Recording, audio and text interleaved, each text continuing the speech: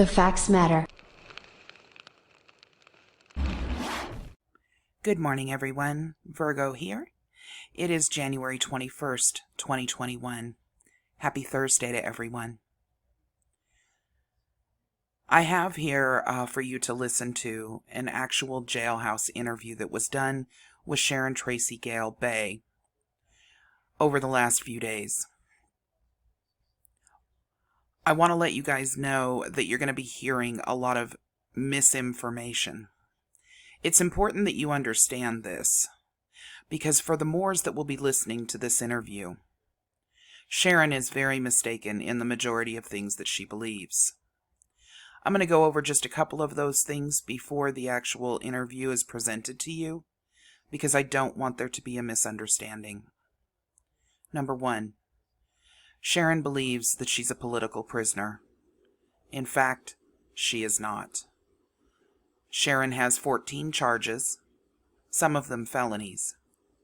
The reason behind those charges is because Sharon decided when she was foreclosed on her home that she would instead remain in her home, and that instead of actually paying for her electric, that she would gather together a multitude of car batteries, run them up and down her stairs, and attach them to a propane tank and a generator, whereby putting her entire block, including her 3 children, and herself and Corey Pitts, in danger. Corey Pitts has already been charged in this case. He's received 5 to 10. Sharon, on the other hand, has not gone to trial yet.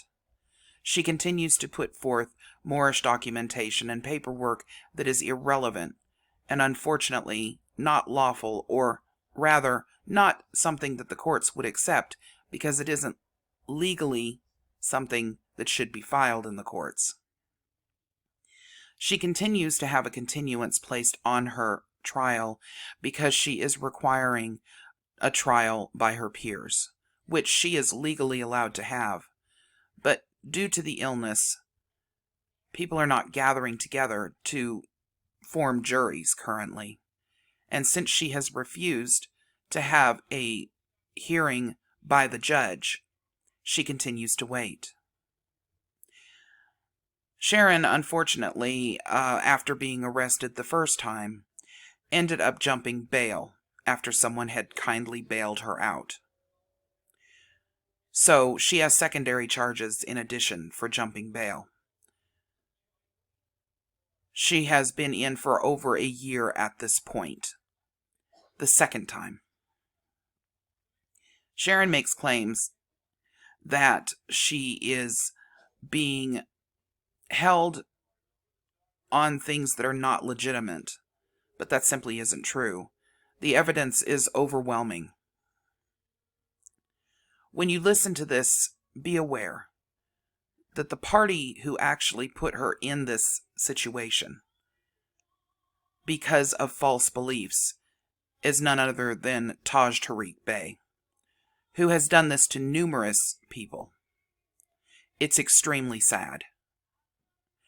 Like Tajiri Bey assisted by building Sharon's ego up and making her believe that she indeed could become some form of judge and have some kind of authority.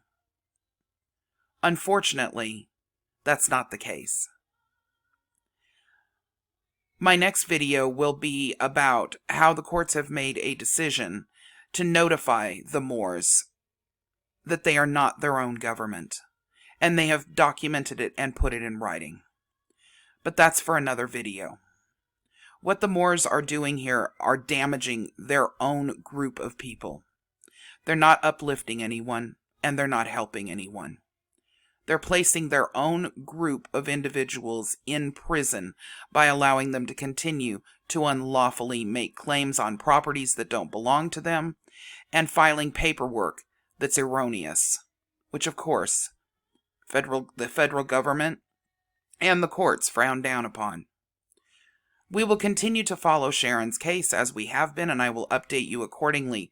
But until then, here in several parts is the actual interview done with SharonT.Gale. I hope you enjoy.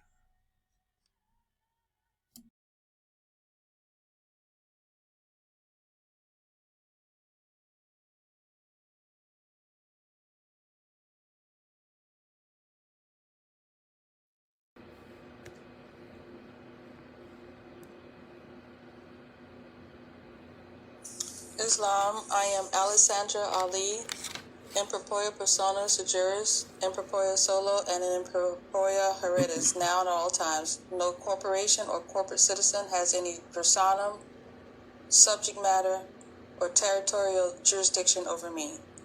I'm coming today to give you a message from our Empress SharonT.Gale, and she wanted to give the Moors a message today. And we're going to do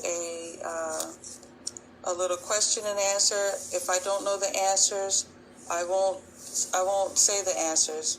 But I know that the Moors love her and they're concerned about her. And the ancestors orchestrated a meeting with us today with her. And so I just wanted to present this to you this evening. Thank you.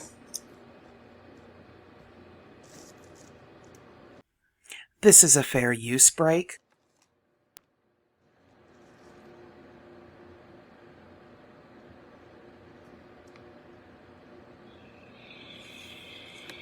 Okay. This is Yesha Nakasha Elrose Bay. Everybody knows me as SharonT.Gale, Morris American National, more national, for the record. Islam. And I am Alessandra Ali on the Supreme Judicial Council. And we also have Fatima Yasmin El Bazir Bey. She's the Supreme Judiciary of the Northeast Territory of the Morris National Public Federal Government, along with me being Supreme Judiciary, Council Officer, Council Agent. I guess the first question I have to ask, because there's a lot of a lot going on out there as to what's been done as it relates to my unlawful detainment here at George W. Hill Correctional Facility that's located near Thornton, Pennsylvania. I'm being held prisoner. I'm being held against my will as well as my intent as a Moorish American national. I've never consented to contract, and I've never conceded to jurisdiction of the media courthouse, which is a subdivision of the Commonwealth of Pennsylvania. This is a fair use break. County of Delaware. They've been sanctioned by me, this said government, for all the violations that they have done to me since the beginning of my incarceration, which started in March 25th, 2019. Now, I've been here for over a year and some months. I don't do the calculations because what's the point? Time is irrelevant. But a lot of Moors are telling me that they've gotten out with doing our administrative processes. And this is one thing that needs to be validated. Now, all the records for everybody's attainment is public knowledge. Fatima has everything. I've encouraged her to put it on the website. I've encouraged her to put it on Facebook for everybody's enjoyment, as well as for everybody's training, because we all are supposed to be competent in the laws. That was what more is absolutely. Okay, so we're going to pause it there because there's some sensitive information, and we're just going to skip over a little bit to the next part. This is a fair use break. Okay, we're going to continue. The call is very short. I'm not to interject. These calls are very short, and a lot of the finances is on Fatima and those more that do support and give her donations. So if you could kind of don't put too much into it, Okay. as to what happened, because we already know it's color of law. Okay, we're going to pause there. All right, so I'm going to go to the next part 2. You guys can hear her clearly, can't you?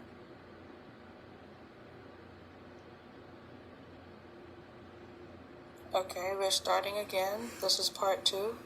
I am on the consulate. Have you committed any crimes? Are you guilty of anything that they are proposing that you are? No.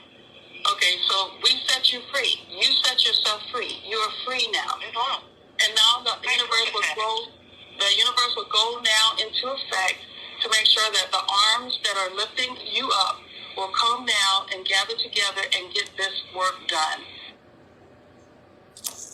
Okay, we're going to skip over the next part.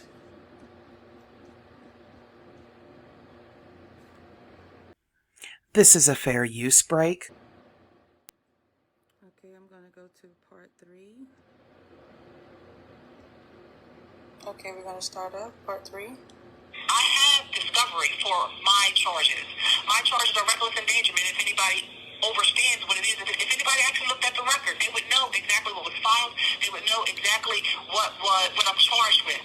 I'm charged with reckless endangerment of a child, and it's like 3 counts or 8 counts, then it's 21 counts. They're all the same thing. I have never harmed my children. I have never caused them harm. I've never injured anyone. Therefore, my detainment is unlawful. And per the Treaty of Peace and Friendship, which is a binding bilateral agreement between the United States and the Moroccan government, says that the only thing that they can hold me in any facility is if I kill or wound someone. And that there's no injured party. Harm them. Right. There's no injured. Yeah. Exactly. So I know that I'm not here on anything. I know that. I knew that coming in. I knew that when I looked at every document that they had on their records and all the fraudulent and misrepresentations that they had on file. And trust me, when I come home, you'll see everything. And you'll know what I say is truth because I'll support it with facts and with evidence. Because that's where we are as Moors, supporting things with evidence. Now, okay. I'm going to go to This is a fair use break. part 4. Okay, we're moving with part 4. Wait, just to interject for a quick second. Fatima has an outline that I sent to her. I'm being obstructed in so many avenues as it relates to my constitutional and treaty protected rights.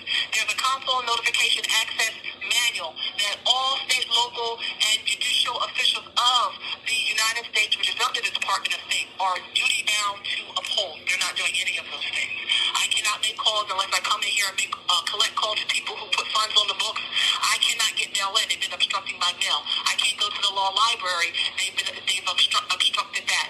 Fatima can't send me any lawful or legal documents that I request because they won't give them to me. They keep sending them back. She's not here. I'm dealing with fraud on top of unlawfulness. Okay, we're going to stop right there. Okay, and then the last This is a fair use break. section we're going to play today is part 5. Okay, we're starting with part 5. I'm just explaining that I'm cut at the knee at every possible turn. And in that still, in my own writ of habeas corpus, in that still has filed numerous documents on my own behalf. I have them sitting here. I have a list of documents and papers that I filed to this court, and they don't appear in the record as filing. Like the habeas corpus, you can look at the records. Fatima can give you all the docket sheets to validate everything that I'm saying. I'm not dealing with just a little fraud. I'm dealing with corruption going from media, going from Georgia to Hill, and going from Pennsylvania, and it's probably all the way up at Washington, D.C., because we got the U.S. Marshal involved, we got the Secretary of State involved, all of which who said she should not be there, but yet here I remain. Okay, we're going to pause there. Over 60 grievances since I've been here, and I got copies to validate all of those grievances, stemming back to my original incarceration date. So I've been doing the exact same thing, and I have proof and validation to substantiate and support all of that. Okay. This is a fair use break. Okay, so we're starting with part 6. The crazy part about it is, and what I want Morris to understand, is I am nobody's sacrificial lamb. I did not do this to be a politician. I stated for the record who I am and what I came here to do on multiple occasions. My heart is clear. My conscience is clear. My energy can only be disrupted because for over a year and some change, Elise, DeCory, and Trayvon, my 3 children, my three stars, have been living without their mother. I haven't had communication with them. I haven't been able to really talk to them. That's what I'm guilty of. I'm guilty of being apart from them. I'm guilty of nothing else. Absolutely nothing else. Yes. I've done everything that I would charged to do since the time of my birth. You cannot find anything to guilt me with. Why you think I'm sitting here on status hearings? I've had the 6th status hearing, if that count is right. They don't ask me any questions. We don't talk. All I do is stand on the law. Yeah. Counselor notification. Now we have the document that we've been requesting for months, the Counsel Notification Access Guide. Now we know the Department of State is on the hook for this. And every law enforcement agency as well that I've contacted that has acted like they didn't get any of the documents Fatima sent to the Department of Treasury, acting like, oh no, they got them, but they're in a stalemate. So we do have to understand that even though we're doing the proper protocols sanctioned and mandatory by law, there's individuals within all these organizations. Look at CNN. We already know what's going on. Look what's going on in Washington, D.C. There is a coup going on. There's a lot going on. And who made that happen? Moors made that happen. Yeah. Moors said that they're not going to sit down and bow down and continue to be violated. That's why all this change is happening. The question I have for Moors is, are you going to continue to get your face bashed in? But I'll be honest, they're not bashing in our faces. They're not doing it. We're doing it to ourselves. Moors are bashing each other in, as opposed to standing in solidarity with one another, regardless if you like that person, regardless if you like their energy. You have a duty to me, I have a duty to you. And I will honor that till the day I die. Ashe? Ashe. So let it be. Ashe. Anybody?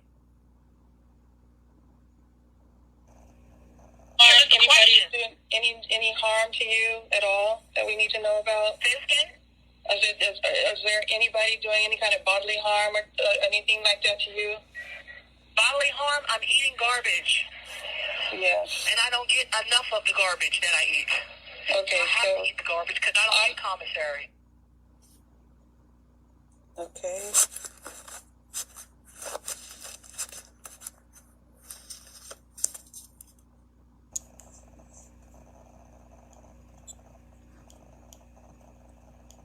I believe we move into part 7 next.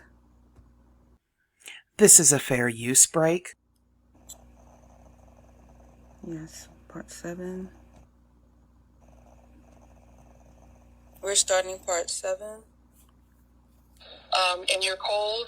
Do you have sweaters? Yes, the heat doesn't work. We have blankets. Okay. But the blankets are not warm. Okay.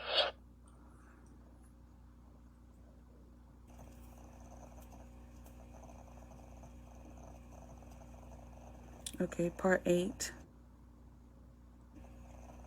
This is part 8.